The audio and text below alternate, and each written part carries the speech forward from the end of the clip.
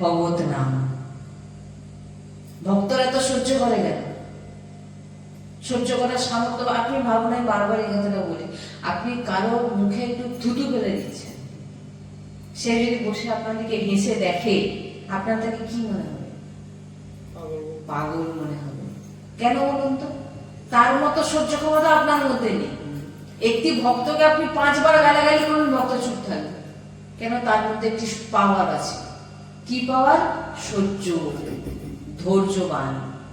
কিন্তু যারা ভগবত মার্গে নেই, আপনি এটা তাকে কিছু বলে দিন না, সে আপনার একটার জায়গায় 50টা শোনাবে। কেন? তার মধ্যে কি নেই? সহ্য বল নেই, ধৈর্যবান নয় সে। ভক্ত ধৈর্যবান হয়, আর ধৈর্যবানই হচ্ছে সব থেকে বড় বল। আর সেটা কোথা থেকে আসে? ভগবানের নাম জপে আসে, সাধু সন্তের বাণীতে আসে। আপনারা যত সাধু সন্তের বাণী শুনবেন, বাণীকে ধারণ করার চেষ্টা করবেন এবং নাম জপ করবেন,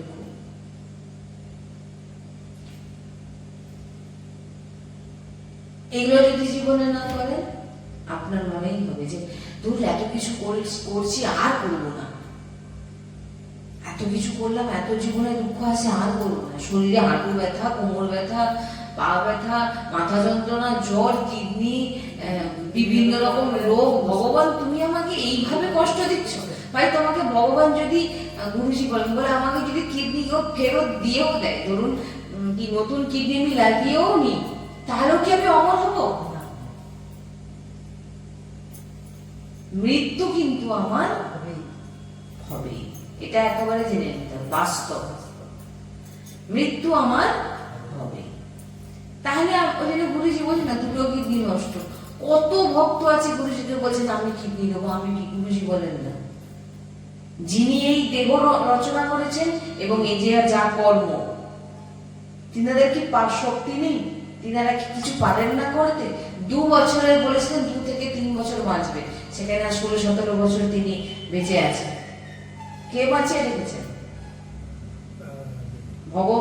গুরুজি।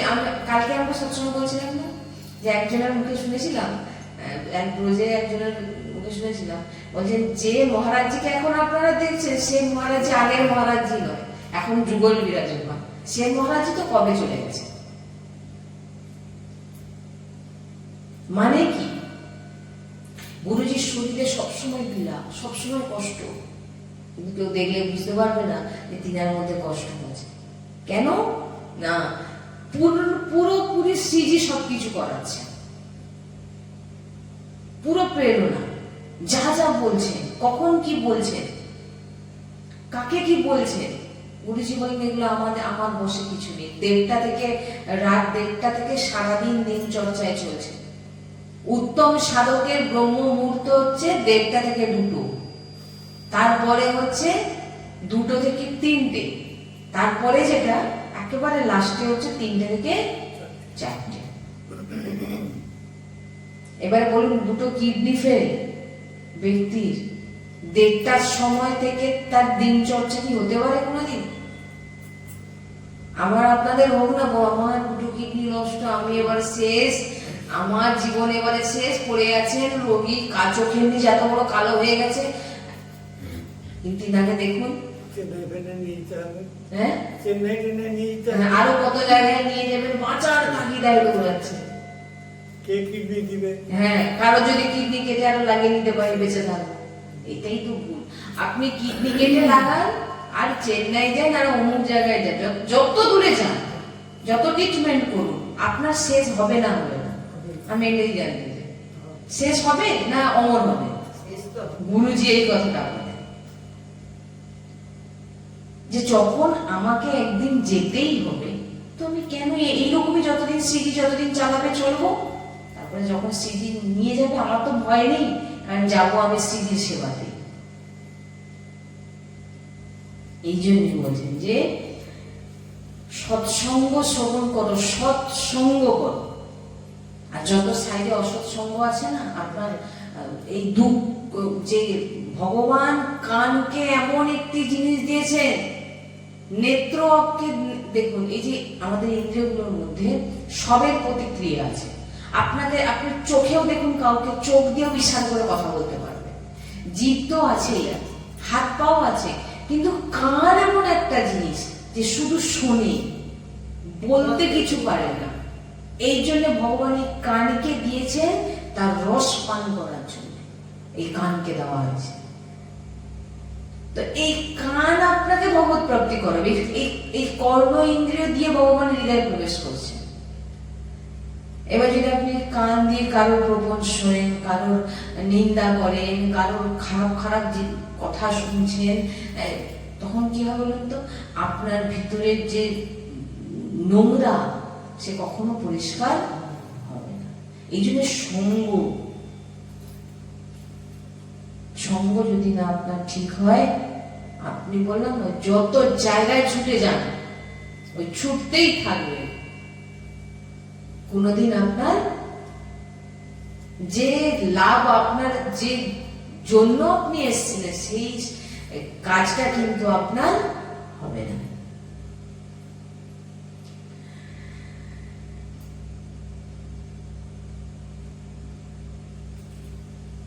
এই জন্য বলছেন যে এখন তোমার একটাই কাজ, আর এই কথাগুলো, এই যে আলোচনা হচ্ছে, এই আলোচনাগুলো যখন আপনি শুনবেন, আপনার ভিতর থেকে যে বিবেক জাগ্রত হবে যে না সত্যি তো, আমি যখন কাঁদছি, বা আমি যখন দুঃখ পাচ্ছি, বা আমি যখন কষ্ট পাচ্ছি, বা আমার শারীরিক পীড়া হচ্ছে, এটা কিন্তু আমাকে কেউ দিচ্ছে না, এটা আমার কর্ম।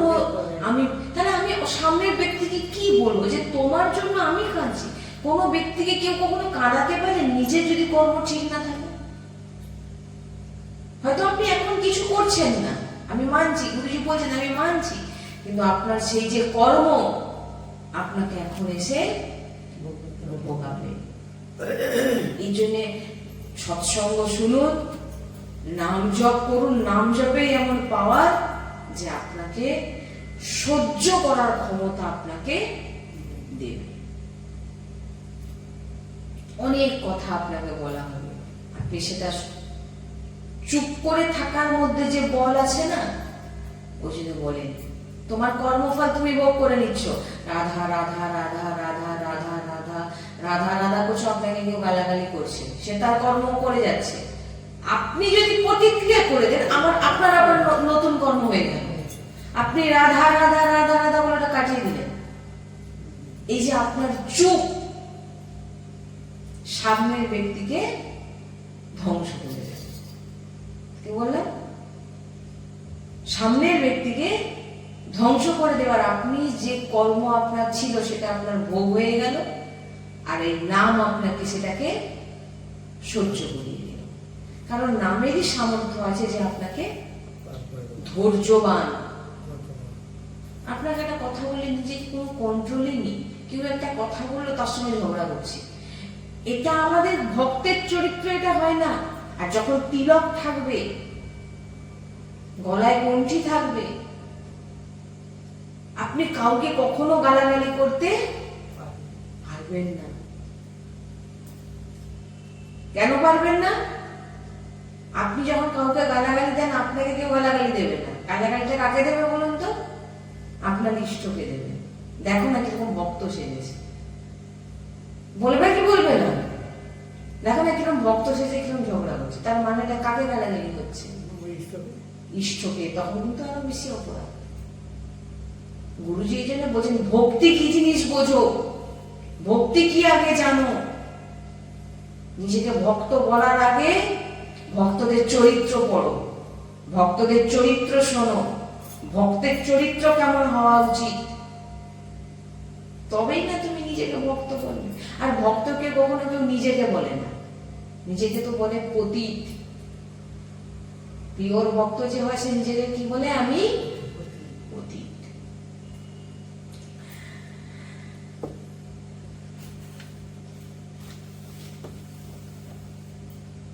ভগবান বলছেন যে তুমি যখন আমার স্মরণে চলে আসবে, আমার নাম জপ করবে, আমার চিন্তনে ডুবে থাকবে, ভগবান বলছেন তোমার সবকিছু দেখার দায়িত্ব আমার।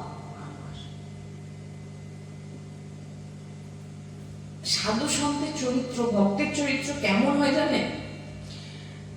পুরীতে মাধব দাসজি, বাবা মাধব দাসজি, তিনি অনেক বড় সন্ত হয়েছেন।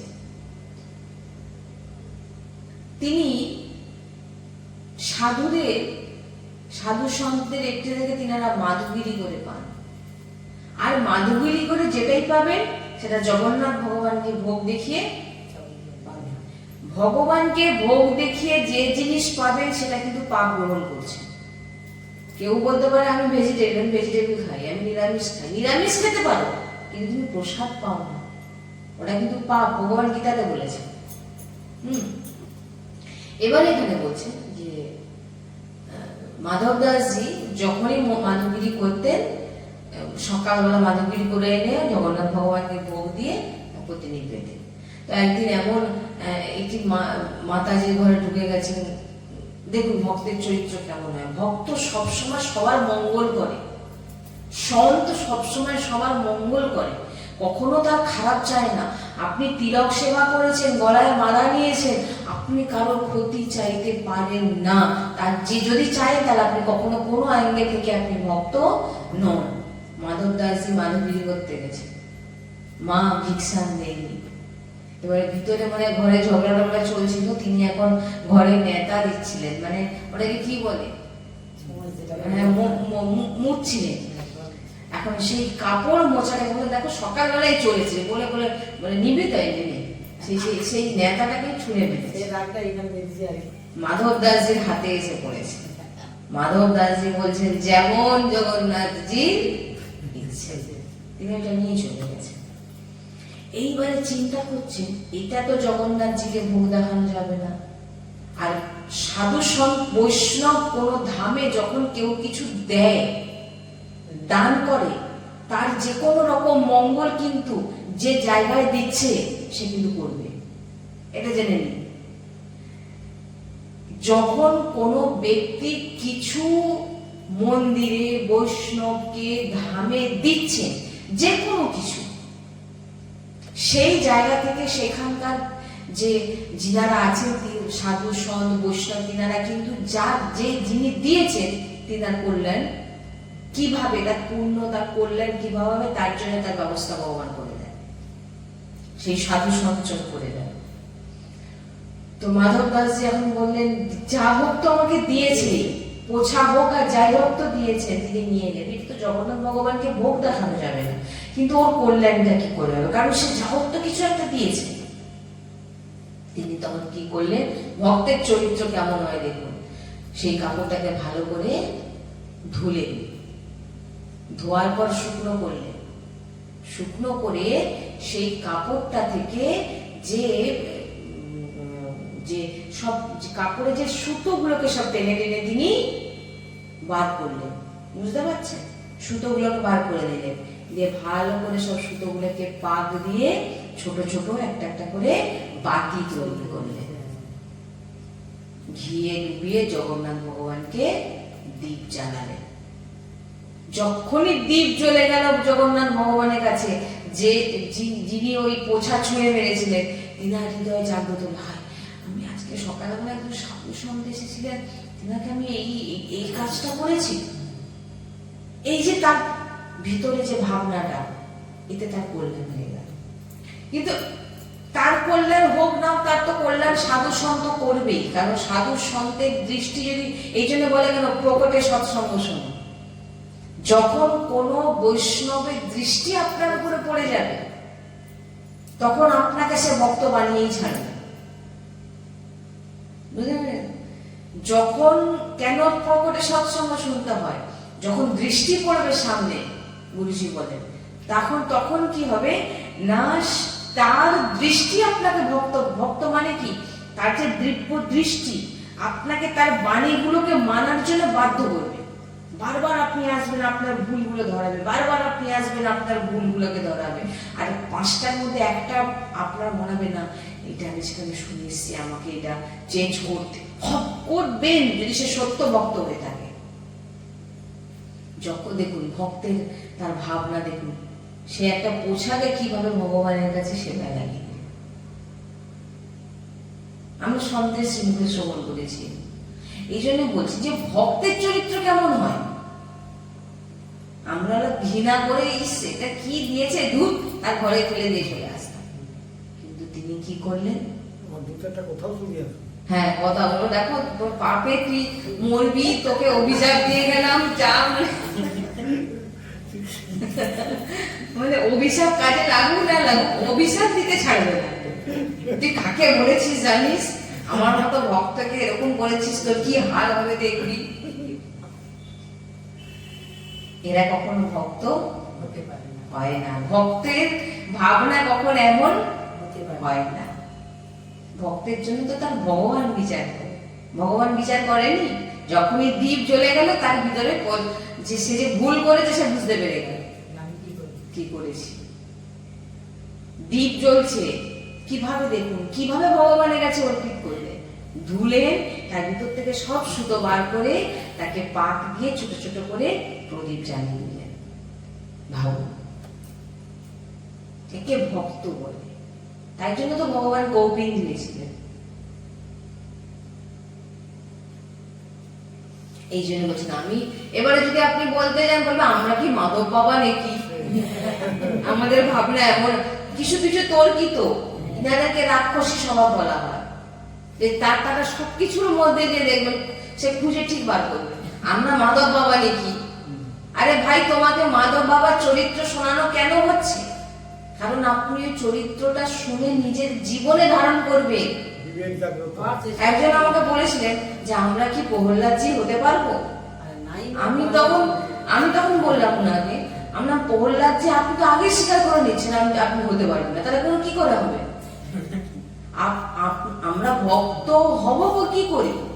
ভক্তের চরিত্র গুলো শুনে তো ভক্ত হব না। আপনি ভক্ত হবেন কি করে? হরিদাস ঠাকুর কিভাবে বেত্রাঘাত খেয়েছিলেন, আর তিনি বেত্রাঘাত খেতে খেতে তিনি কি উচ্চারণ করছিলেন, হরি বল হরি বল। কত এরকম ভক্ত চরিত্র, যেসব এই ভক্তমাল এই জন্য অধ্যয়ন করতে হয়। ভক্তমাল যখন পড়বেন সেখানে তার মধ্যে সবকিছু আছে। ভক্ত চরিত্র যতক্ষণ না আপনি শুনবেন, প্রহ্লাদজিকে এত অত্যাচার করছেন, প্রহ্লাদজি কি বলছেন? হরি বল হরি বল হরি বল। বলছেন যে ভগবান আজও থামের মধ্যে আছে, কিন্তু প্রকট করার জন্য প্রহ্লাদজি নেই। বলবেন আমি কি মাধব দাসজি নাকি? আমার ভাবনা এরকম হবে, আমি কি প্রহ্লাদজি নাকি? কেন তুমি হবে না? একজন দেখলে সে বলেই দিল না, আমরা কি আর মীরাবাইয়ের মতো হতে পারবো? বলে তোমার ভাবনাই তো তোমাকে হতে দেবে না কোনোদিন। তুমিও বলো মেরে তো গিরধার গোপাল দুঃশোনা কই, আমার গিরিধারী ছাড়া আমার কেউ নেই। কিন্তু না, গিরিধারীও আমার, আর পরিবারের সবাই যে আছে আমার, এবং আমার দেহটাও আমার। তাহলে কি করে হবে? দেহটা কি আমার? সে ভাবছে তো আমার, কিন্তু তার চুলও কবে পেকে যাচ্ছে সে জানে না। চুল পাকা ব্যক্তিকে জিজ্ঞাসা করুন আপনার কবে থেকে চুল পেকেছে, সেটা কই জানি না তো। আর চুল কোথা থেকে আগে পাকা শুরু হয়েছে?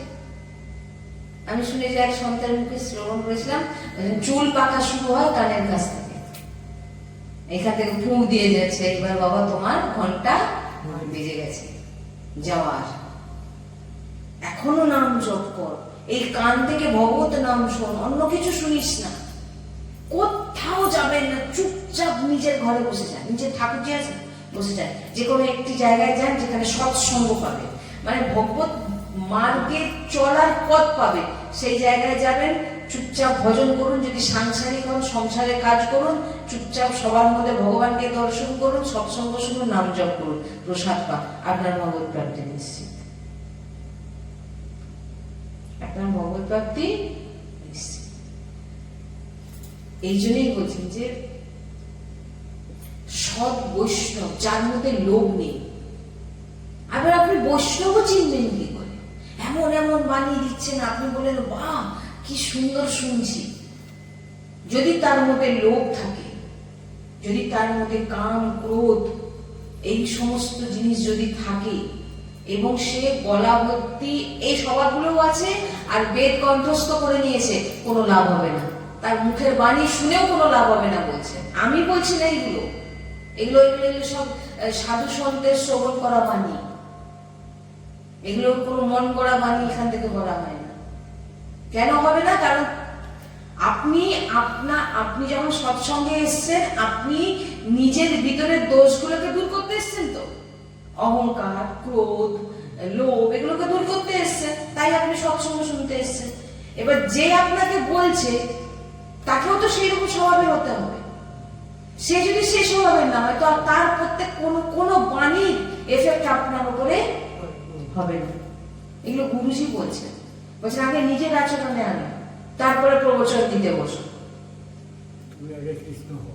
হ্যাঁ, আগে তুমি গুরুজি রাধা বাবার কাছে গুরুজি গেছে, ভাইজি মহারাজের কাছে, বলছেন কিসের জন্য এসছো?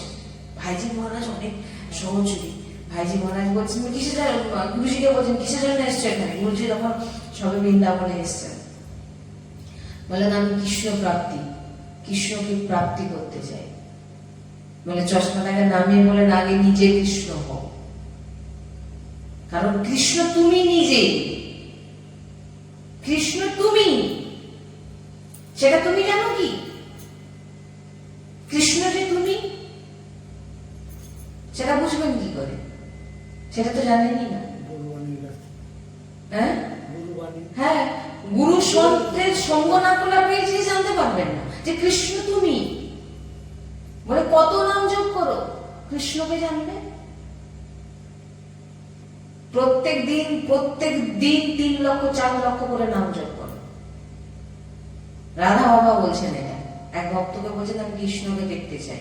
বলে প্রথমে বলছেন আগে প্রত্যেক দিন 3 লক্ষ করে 2 মাস নাম জপ করো, তারপর আমার কাছে আসবে, তারপর তোমার সঙ্গে কথা। তাহলে আমি এখান থেকে যে কথাগুলো বলবো তোমার মাথায় কিছু ঢুকবে না। কেন ঢুকবে না?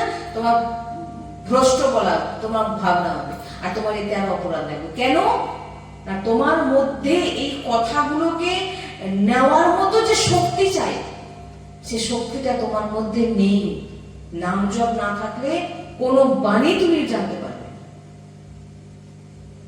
বুঝতে পারছি? বলছেন কৃষ্ণ হও আগে নিজে কৃষ্ণ হও। কিভাবে? তবে তো আপনি নিজে নাম জপ করেন না, নিজে মালা ধরেন না, লোককে বড় বড় জ্ঞান দিচ্ছেন, আরে নাম জপ করো, এই করো, সেই করো, করো। তার সঙ্গে থরি বসলে আপনি করবেন, আপনার কোনোদিন হবে না। এই জন্য সাধু সন্তের দিব্য তিনাদের বাণী আপনাকে মানতে বাধ্য করবে। আনন্দ পাবেন, হৃদয় ঠান্ডা হয়ে যাবে। আপনার হৃদয় বলে দেবে আমি কি পাচ্ছি। হৃদয়ের মধ্যে যেন তীরের মতো একটা কথা গাঁথবে। জানতে হবে যার মুখ থেকে শুনছি সে হচ্ছে একদম নিষ্ঠাপরায়ণ, তার জন্য তার প্রত্যেকটা বাণী আমার হৃদয়ে লাগছে। হৃদয় যদি না লাগে তাহলে জানতে হবে যে আমি তাহলে এখানে ঠিকঠাক ভাবে কিছু আমার মনের মতো আমি পাচ্ছি। হৃদয় লাগবে, হৃদয় ঠান্ডা, বাহ কি শুনছি, এরকম মনে হয় না? আহ কি শুনলাম, হৃদয়টা যেন ঠান্ডা হয়ে গেল। আমরা যখন গুরুজির সৎসঙ্গ শুনি, একটা বাণী যেন মনে হচ্ছে কে যেন দূর থেকে তীর ছুটছে, যেন মনে হয় বাঁধছে হৃদয়। কেন? নিষ্ঠা পরায়ণ যখন হয়ে যাবে, আপনার মুখে একটা বাণী তাকে তীরের মতো গাঁথবে। সামনের ব্যক্তি তখন আচরণে আনতে বাধ্য হবে। বসে যান, চুপচাপ বসে যান। রাধা রাধার কত সময় বাঁচবো কেউ জানি না। রাধা রাধা রাধা, যতটা সময় পারে নাম জপ, নাম জপ, নাম জপ, আর সৎসঙ্গ শুনে। এইভাবে যদি আমরা ভজন করতে পারি, আমাদের অবশ্যই সমস্ত কর্ম নষ্ট হবে। শ্রী রাধা বল্লভ লাল কি জয়, সদ্গুরুদেব ভগবান কি জয়, वृंदावन बरसाना धाम की जय, महाप्रभु श्री हरिवंश चंद्र जी महाराज की जय। श्री हरिवंश। राधे राधे राधे राधे राधे राधे राधे राधे राधे। सद्गुरुदेव भगवान की जय, सद्गुरुदेव भगवान की जय, सद्गुरुदेव भगवान की जय। जय। जय जय श्री राम।